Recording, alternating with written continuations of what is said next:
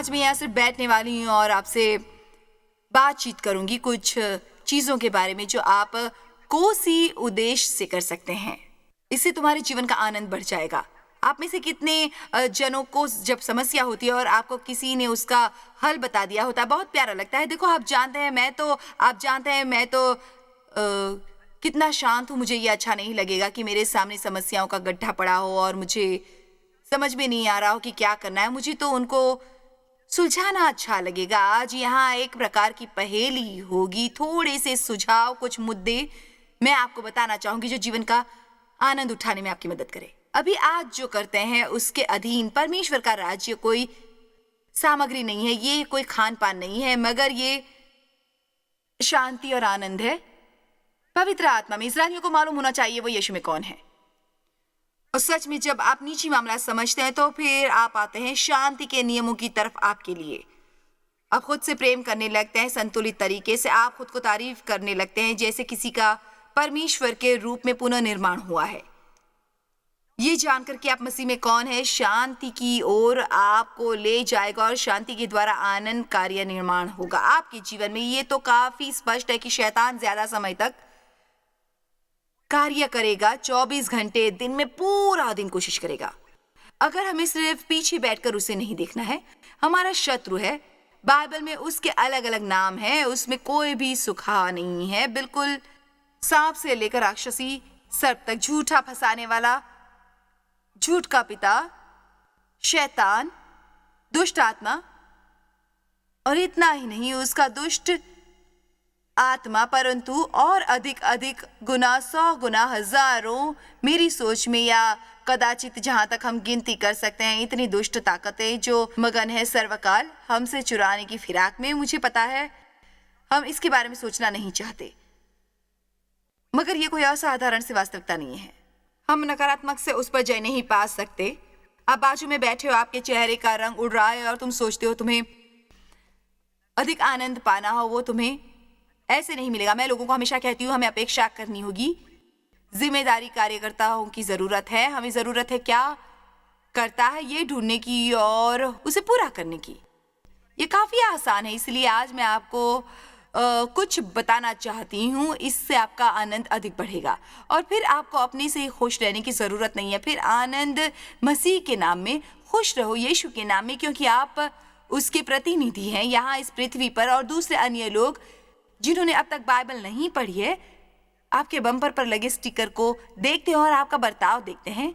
यदि आप में कोई फर्क है तो बाहर सब लोग हैं, इसीलिए हम बहुत ही कम कुछ कर सकते हैं। तो स्मित चेहरे रहना। हम यूहन्ना 10:10 को पर्दे पर लगाते हैं और मैं चाहती हूँ कि आप इसे देखें दोबारा। ये बहुत अच्छा वचन है। इस हफ्ते के लिए मुझे ये वचन अच्छा लगता है। चोर, जो शैतान है, आता है केवल चोरी करने, घात करने और नष्ट करने हेतु। मैं आया हूं, यीशु ने कहा। मुझे ये भाषांतर अच्छा लगता है। मैं आया हूं वो जीवन पाए और बहुतायत से पाए, परिपूर्णता से और उड़ेलने तक। मैं चाहती हूं कि आप निश्चय करें कि आप जीवन का आनंद लूटेंगे। ये सिर्फ भावना से नहीं होगा। ये सवेरे किसी विशेष भावना के साथ सवेरे नहीं उठती जो अधिक मात्रा में आनंद दे। आपको सच जानना जरूरी है। मेरी पीठ अकड़ गई है, जिसकी मुझे आदत नहीं है। ऐसे वाले गद्दे पर मैं हमेशा सोती हूँ। मुझे पूरी तरह से ये दर्द महसूस हो रहा है यहाँ, और मुझे यहाँ आकर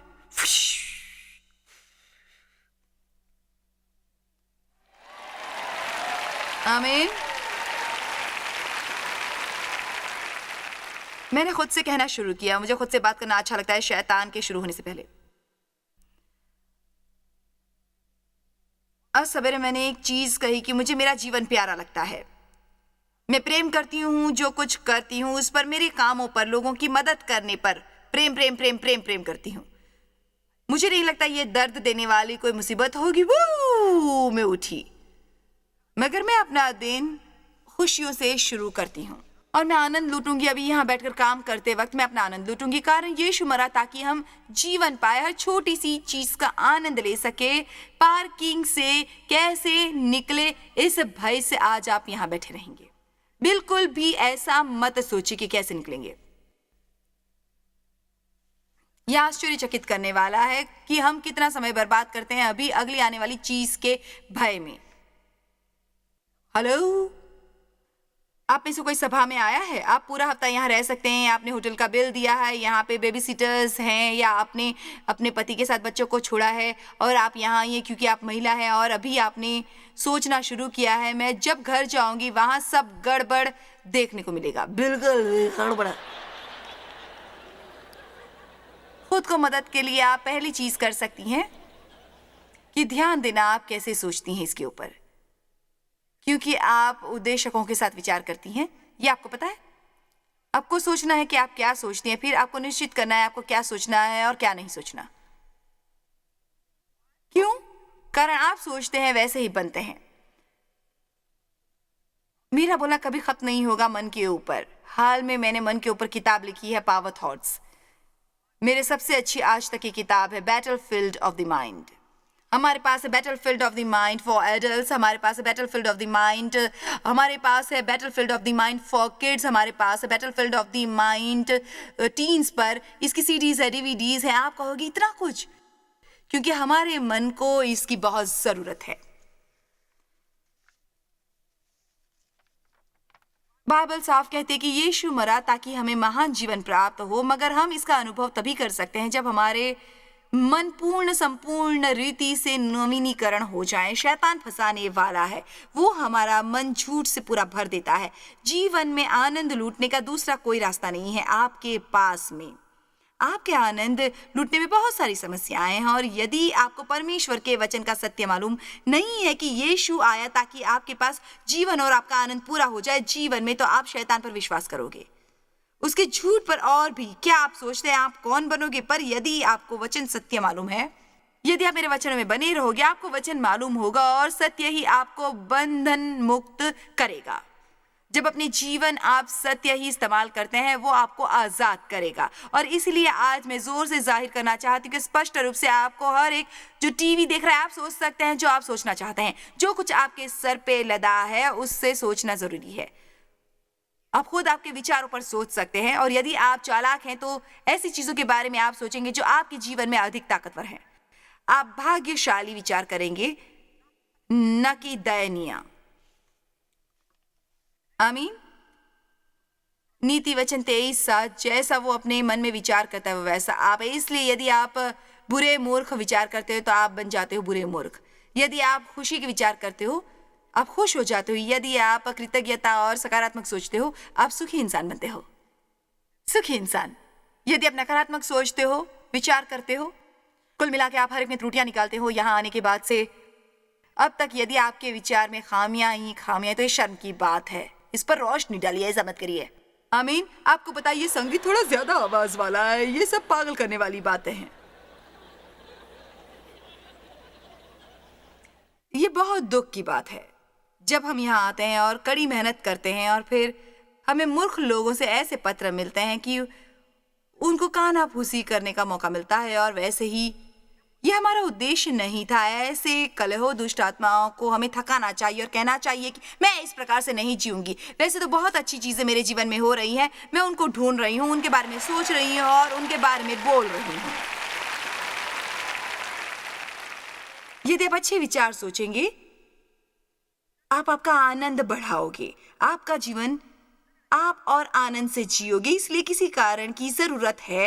होशियार लोगों को मसलों पर सोचना पड़ता है, इससे वो दयनीय बन जाते हैं, बहुत ही दयनीय।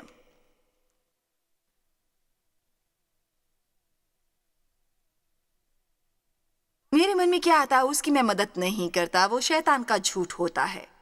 और मैं सोचती हूँ बहुत बहुत बहुत बहुत सालों से मैं सोचती हूँ, मुझे मालूम नहीं था। आज जो मैं आपसे बोल रही हूँ मुझे पता नहीं था। इससे एक रास्ता है जिससे आप अपना आनंद जल्दी से बढ़ा सकती हैं, वो है आपके विचारों पर ज्यादा ध्यान देना। ऐसा इंसान बनना जिसमें भरपूर आशा हो। आशा करना सकारात्मक अपेक्षाएं होती हैं, आनंददायी अपेक्षाएं, जिससे आपके लिए कुछ अच्छा हो जाता है। और देखो आप वहां हो अभी, इसके लिए कोई मतलब नहीं बनता। आप सोच सकते हो और बोल सकते हो आज मेरे लिए कुछ अच्छा होने वाला है। आज यहाँ आने से पहले मैंने बोला था आपको ये सभा आश्चर्य लगेगी, हमें खूब अद्भुत समय प्राप्त होगा। मेरा विश्वास है कि लोगों का जीवन बदल जाएगा। लोगों का जीवन बदल जाएगा। आमीन। रोम 5:2-5। आशा द्वारा आनंद प्रकट होता है। आशाहीन लोग दयनीय होते हैं। आशा में आगे पीछे होने से मन बीमार हो जाते हैं।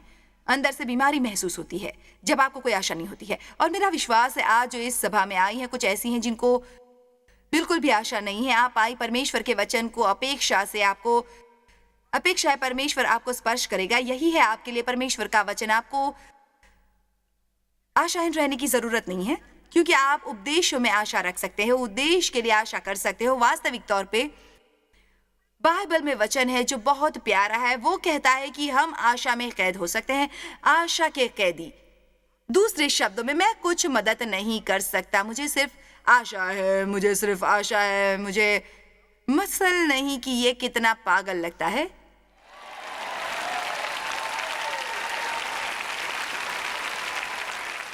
इसके अलावा मैं कुछ भी नहीं कर सकता। मैं अपना जीवन दयनीय हालत में बिताना नहीं चाहता। तुम लोग कहोगे कि हमने तो आशा की थी पर हमारे हाथ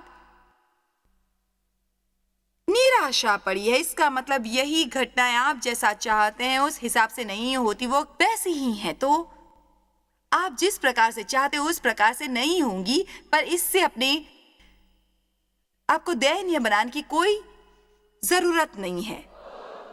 परमेश्वर की महिमा का अनुभव और आनंद उठाने के बाद हम भी उस आनंद से भर जाएंगे। मैंने कहा हम भी उस आनंद से भर जाएंगे। कब? कब? कब? अभी यहां। यह खूब खूब खूब महत्व की बात है क्योंकि बहुत सारे लोग वो हो जाएंगे कभी। कभी तो मैं भी ऐसा ही सुनती थी। मैं अब आनंदित बनूंगी, अभी मैं आनंदित बनूंगी बाद में, और मैं सिर्फ नहीं, मैं आनंदित बनूंगी अभी। खुद को इस पर ज्यादा सोचने मत दीजिए। मैं कॉलेज से निकल के आनंदित हो जाऊंगी, मैं बच्चे बड़े होने पर आनंदित हो जाऊंगी, मैं ऐसा होने पर आनंदित हो जाऊंगी, मैं शादी होने पर आनंदित हो जाऊंगी। मैं आनंदित हो सकता यदि मेरे पास बड़ा घर होता, ठीक है, आनंदित होता यदि मेरे पास इतना बड़ा मकान होता।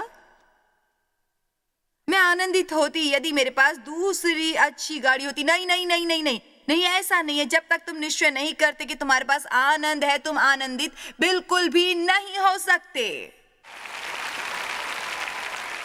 कदाचित शत्रु आपको झुठलाएगा और कहेगा यह मुमकिन नहीं है, निश्चय ये हो सकता है। कारण यहाँ है परमेश्वर के वचन में।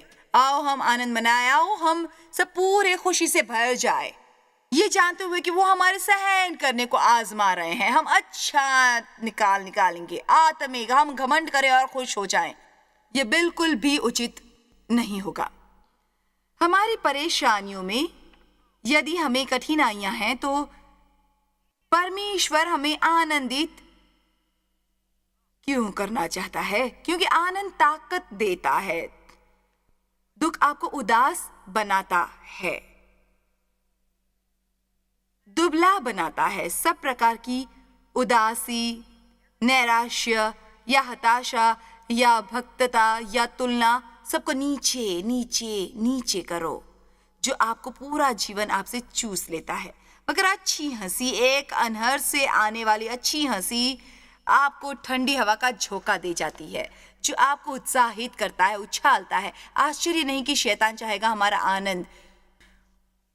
वो तुम्हारी स्थिति की परवाह नहीं करेगा, वो तुम्हारे वॉशिंग मशीन के खराब होने की या गाड़ी के खराब होने की परवाह नहीं करेगा, किसी की भी परवाह नहीं करेगा।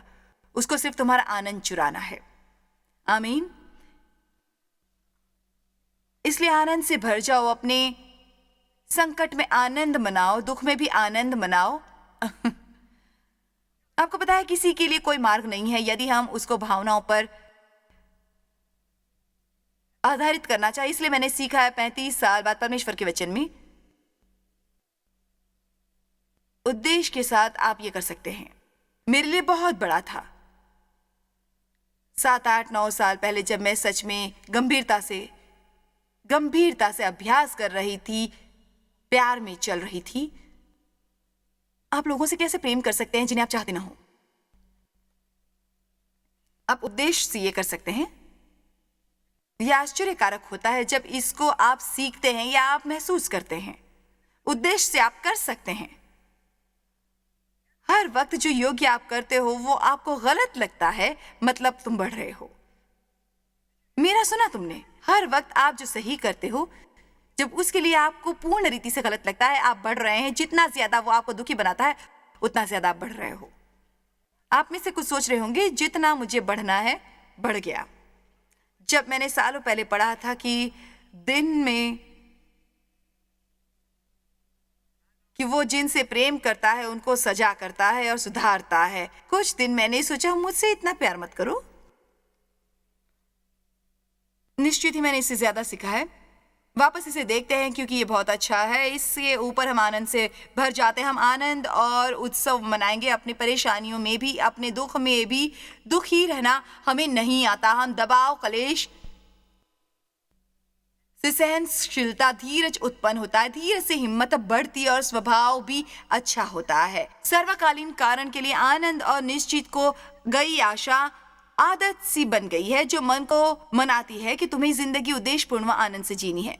परवाह नहीं कितनी कठिनाइयों से पाला पड़ता है, आज ही खोज लो कैसे आनंद मनाना है। ऐसा कुछ सोचो जो आपको खूब बनाए। आओ किसी के लिए आशीर्वाद का कारण बनते हैं, पर नकार दो कि आपका दिन सिर्फ 24 घंटे दुख भरे रहे। इससे और हताशा और नकारात्मकता का विचार से ऊपर आना चाहिए। एक चीज जो आपका आनंद बढ़ा सकती है, जो कुछ आपके मन में चल रहा है, क्या चल रहा है आपके अंदरूनी जीवन में, क्या चलता है वहां उन बंद दरवाजों के पीछे, आप खुद से कैसे बात करते हैं, ये विचार है। ये सब अंदर के विचार हैं।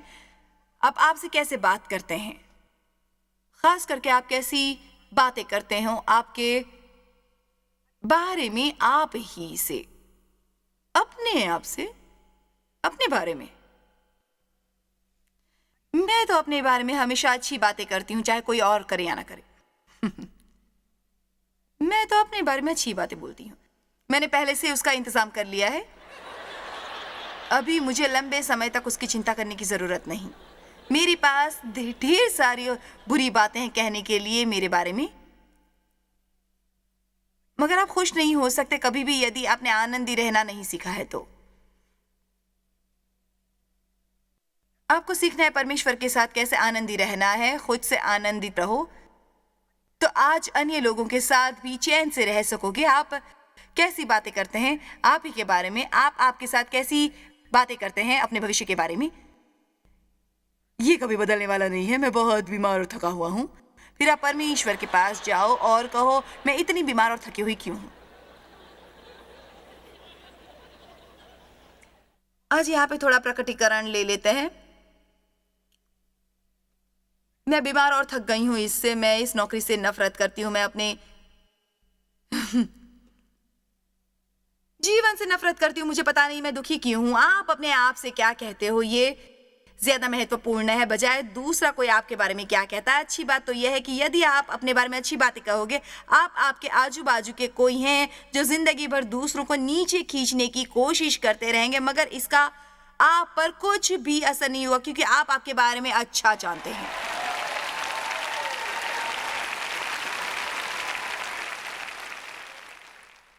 खुद से बात करना अपने मूड से मूलभूत परिवर्तन ला सकता है। मैं कभी खराब मूड में होती हूं जब मैं खुद से बात ना करूं तो।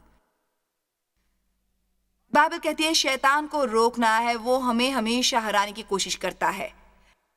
आपको कभी ऐसा कोई मिला आपके आजू बाजू, जैसे आप रूम में चल रहे हैं और जैसे ही आप ओ ये क्या ढूंढ लिया।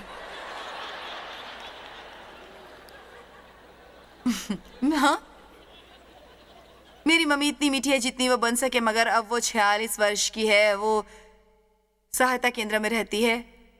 उसका अपना छोटा सा मकान है। मैं उसे सच में उसकी समस्या में नहीं देख सकती। उसने एक आंख की रोशनी खो दी है और दूसरे में मोतियाबिंद हुआ है। उसकी मदद नहीं हो पा रही है, इसीलिए 3 महीने से वो बराबर देख नहीं पा रही है। अभी उसकी आंख का ऑपरेशन हुआ है और वो वॉकर के सहारे और सभी परेशानियों से जानी जाती है। मैं उसे देखने गई उस दिन। उसने रूम में कुछ बिस्तर पर रखा था और बैठी थी। वो कार्यक्रम देख रही है। मम्मी, यदि आप सुन रही है तो हंसना। वो वहां बिस्तर के किनारे बैठी है और मैं सोच रही हूँ, मतलब मुझे यकीन है पूरा लड़ाई लड़ने की सोच रही होगी। इसलिए उसने अपना मेनू अभी तक बताया नहीं अपना खाना खाने के लिए, इसलिए मैंने सोचा मैं उसकी मदद कर सकूं और मैंने उसकी मदद करना शुरू किया, पर पता नहीं क्या हुआ, वो उसके लिए योग्य नहीं था। अंत में मैंने उसे मेनू लिया और बोली, तुम कभी काम नहीं करती। मैंने कहा, पैसे दे दिए हैं, अच्छी हूँ। उसने कहा, हाँ। अब जानते हो, मेरे जीवन में कभी कभार एक समय था इन सब बातों से भड़क जाया करती थी। मैं बहुत गुस्सा निकालती थी, किसी पर भी हमेशा झगड़ा करने की। जितना ज्यादा मैं हंसू उतना ज्यादा वो गुस्सा होंगी। देव को यह अच्छा लगता है यदि किराने की दुकान में उसका किसी चिढ़ने वाले व्यक्ति से पाला पड़ता है, यानी मैं ऐसे समय से दूर भागती हूँ, कारण वो उसको सिर्फ भड़काता रहता है जब तक कि वो हंस न दे। चलिए, आप इतना गुस्सा क्यों करते हो? अब जरा हंसकर भी दिखा दीजिए, वो दिखाई देगी।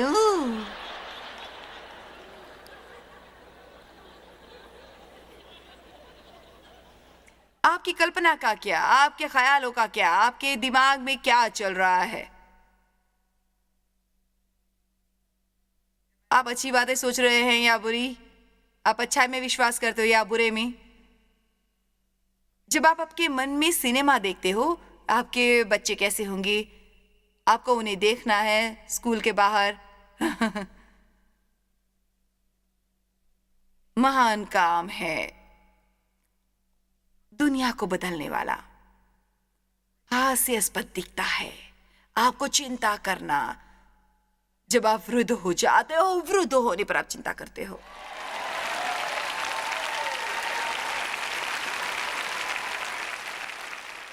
सुनो, मैंने मेरे बच्चों से पहले ही कह दिया है, सुनो, यदि ये चीजें मैं कभी भी नहीं कर पाऊं, मुझे चाहिए मेरे बाल बने हुए और मेरे नाखून कटे हुए हर हफ्ते। मुझे 2 चॉकलेट चाहिए हर रोज, एक सुबह, एक दोपहर के 2 बजे के लगभग। आप जरा बच्चों के बारे में कुछ बताना शुरू करो, क्योंकि यदि आप लंबे समय तक जीते हो तो वो आपके बॉस बन जाते हैं। किसी की तरफ मत देखो और मत सोचो कि कोई आशा नहीं है आपके लिए। ऐसा कभी मत करना। किसी के पास मत देखो और कहो कि कोई आशा नहीं है। मैं आपको कुछ कहती, परमेश्वर के लिए सभी कुछ संभव है। आपके स्वभाव के बारे में क्या? आपका स्वभाव कैसा है? स्वभाव ही सब कुछ नहीं होता, मगर यह बहुत ही महत्वपूर्ण बात है। आपको बुरे स्वभाव का आदमी मिला, ऐसा कुछ भी नहीं जो आपको सुखी बना सके। यदि आपको कोई अच्छे स्वभाव का मिलता है और शैतान उसको बर्दाश्त नहीं कर पाता। मैं आज खुद से बात नहीं कर रही हूं, आपका स्वभाव किस प्रकार का है? ओह, आपका स्वभाव अच्छा है। मैं घर में रहने वाले स्वभाव के बारे में बोल रही हूँ। घर में आपका स्वभाव कैसा है? मुझे आपके स्वभाव के बारे में जानना नहीं है यहाँ पर। आपके पवित्र शुक्रवार के दिन, मेरा मतलब आप उत्साहित हो। आज आपको यहाँ बड़ी पार्टी मिलने वाली और दूसरी कल होगी। हम तो वो एंड में है, मगर उसका क्या जवाब? और वहां पे जैसा, हाँ, हम क्या कर रहे हैं, ये क्या हो रहा है, वो क्या हो रहा है।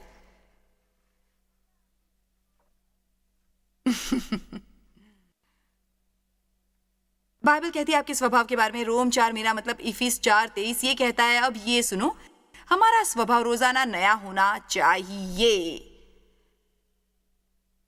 यदि आप सवेरे उठते हो और आप बुरे मूड में हो तो आपको खुद से बात करनी चाहिए। ये और किसी की भी गलती नहीं है। पूरी दुनिया में आप बिस्तर में गलत बाजू से उठते हो, खुद से बात कर लो। यदि आप बिस्तर के गलत बाजू से उठते हो तो घर वापस जाइए, बिस्तर पर जाइए और दूसरी ओर से उठिए।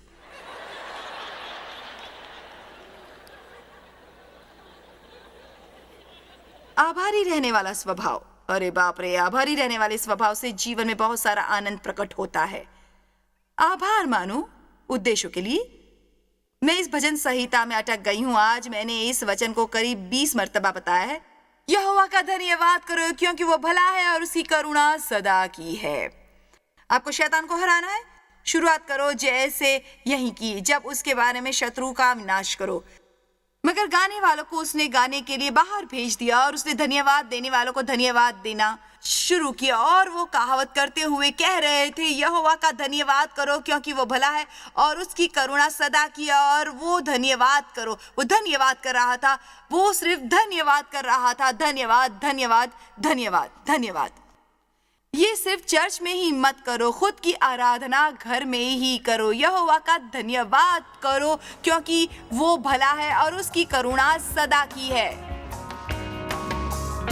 जीवन में आनंद फूटने के लिए हम बहुत सारी वस्तुओं का उपयोग करते हैं, उसमें से एक या दो करते हैं, बड़ा कारण पकड़ने लगता है। तो क्यों नहीं एक नए मार्ग पर काम करें आपका आनंद बढ़ाने के लिए हर 30 दिन में। उस हिसाब से ये जीवन की आदत बन चुकी है, न कि तात्कालीन रूढ़ा है।